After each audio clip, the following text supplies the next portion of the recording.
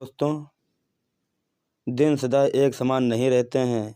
कभी दिन बड़े होते हैं तो कभी रात, कभी कड़ाके की सर्दी पड़ती है तो कभी भयंकर गर्मी। परिवर्तन ही प्रकृति का नियम है।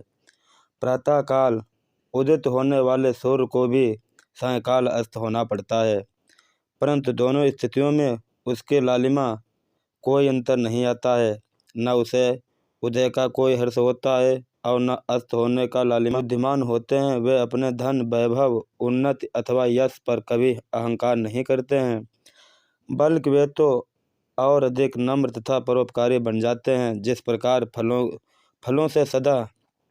फलों से लदा हुआ वृक्ष अधिक झुक जाता है, सभी को बिना भेदभाव के अपनी छाया तथा फल देने को सदा तैयार रहता है। आम का वृक्ष पत्थर मारने पर भी बदले में आम ही देता है। घमंड करना बहुत बुरी बात है। घमंडी लोगों से सभी नाराज रहते हैं, भगवान भी उनसे नाराज रहता है और अंत में उन्हें बहुत दुख उठाना पड़ता है। अतः ईश्वर की कृपा तथा अपने परिश्रम से जितना भी हमारे पास है उसी से संतुष्ट रहना चाहिए। कभी किसी को ईर्ष्या नहीं करनी चाहिए और न हमें कभी घमंडी होना चाहिए। दूसरों की निंदा न करके हमें साहस और परिश्रम के द्वारा अपनी उन्नति करनी चाहिए।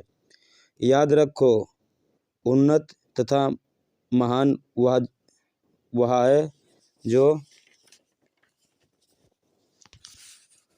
दीन दुखियों को सेवा कर सके, सौभाग्य समझता है।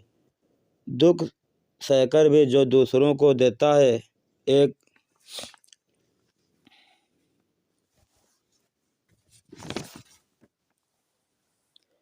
उन्नत तथा महान वह है जो दीन दुखियों की सेवा को अपना सौभाग्य समझता है।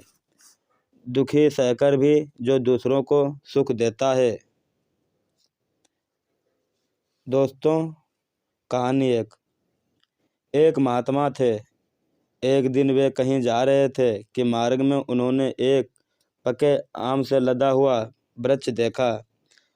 वृक्ष ने अपने शाखाओं को झुकाकर महात्मा जी को प्रणाम किया। उनसे प्रार्थना की कि शीतल छाया में विश्राम करें तथा उनके फलों को स्वीकार करें। महात्मा ने आम्र वृक्ष को सौंदर्य पर, उसकी विनयशीलता पर मुग्ध हो गए और प्रसन्न होकर बोले, हे बट, तुम धन्य हो। तुम्हारी परोपकार की भावना मानव के लिए अनुकरणीय है। वरदान मांगो। क्या वरदान मांगते हो? वृक्ष कहता है, महाराज, आपके आशीर्वाद से सब कुछ तो मेरे पास है और अधिक क्या मांगूं। फिर भी आप तो जानते हैं, जगत में कोई भी स्थायी नहीं है। बसंत हमें जो शोभा देता है, शिशिर सब कुछ छीन लेता है। पतझड़ के बाद भी नई शोभा मिलती है। न मुझे इस वैभव का मोह है और न अहंकार। सब कुछ परमपिता प्रभु का है। जब वह चाहता है देता है और जब वह चाहता है वही ले लेता है। न मुझे प्राप्त करने का सुख है और न त्याग का दुख, इसलिए झंझावट मेरा कुछ नहीं बिगाड़ सकता। जब प्रभु देता है तो मैं दूसरों को देकर आनंदित हो जाता हूँ।